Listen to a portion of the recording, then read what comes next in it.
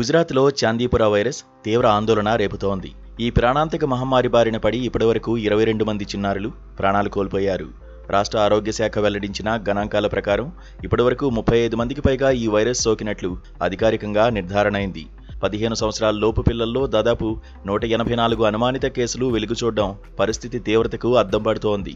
ప్రస్తుతం గాంధీనగర్, రాజ్కోట్, భావనగర్ వంటి ప్రాంతాల్లోని ఆసుపత్రుల్లో 7 బాధితులు ఐసీయూలో అత్యవసర చికిత్స పొందుతుండగా 6 చిన్నారులు పూర్తి స్థాయిలో కోలుకుని ఇళ్లకు వెళ్లినట్లు ఆరోగ్య మంత్రి ప్రఫుల్ పాన్షేరియా వెల్లడించారు. చాందీపుర వైరస్ అనేది కొత్తదేమీ కాదు. 1965లో మహారాష్ట్రలోని చాందీపుర గ్రామంలో ఇది తొలిసారిగా బయటపడింది. ఆ ఊరి పేరు మీదే దీనికి ఆ పేరు వచ్చింది. ఇది రాప్డోవిరిడే కుటుంబానికి చెందిన ఒక రకం ఆర్ఎన్ఏ వైరస్. సాధారణంగా దోమలు, పేలు, ఇసుక ఈగలు కుట్టడం ద్వారా ఇది ఒకరి నుంచి ఒకరికి వ్యాపిస్తుంది. పల్లెటూరుల్లో మట్టి, ఇసుకతో కట్టిన ఇళ్ల గోడల పగుళ్లలో ఈ ఇసుక ఈగలు ఎక్కువగా జీవిస్తుంటాయి. ముఖ్యంగా 9 నెలల నుంచి 14 ఏళ్ల వయసున్న పిల్లలపై ఈ వైరస్ ప్రభావం ఎక్కువగా ఉంటుంది. అయితే ఒక మంచి విషయం ఏంటంటే ఇది మనుషుల నుంచి మనుషులకు వ్యాపించే అంటువ్యాధి కాదు. ఈ వైరస్కు ప్రస్తుతం నిర్దిష్టమైన వ్యాక్సిన్ గానీ, ప్రత్యేకమైన మందులు గానీ అందుబాటులో లేవంటున్నారు వైద్యులు.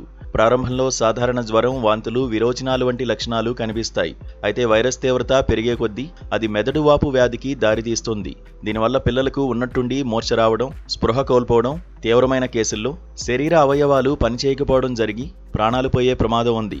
వర్షాకాలం కావడంతో ఈ ఇసుక ఈగలు, దోమల సంతతి పెరిగి పిల్లలకు ముప్పు ఎక్కువగా ఉంటుందని వైద్యులు హెచ్చరిస్తున్నారు. వైరస్ వ్యాప్తిని అరికట్టడానికి గుజరాత్ ప్రభుత్వం తక్షణ చర్యలు చేపట్టింది.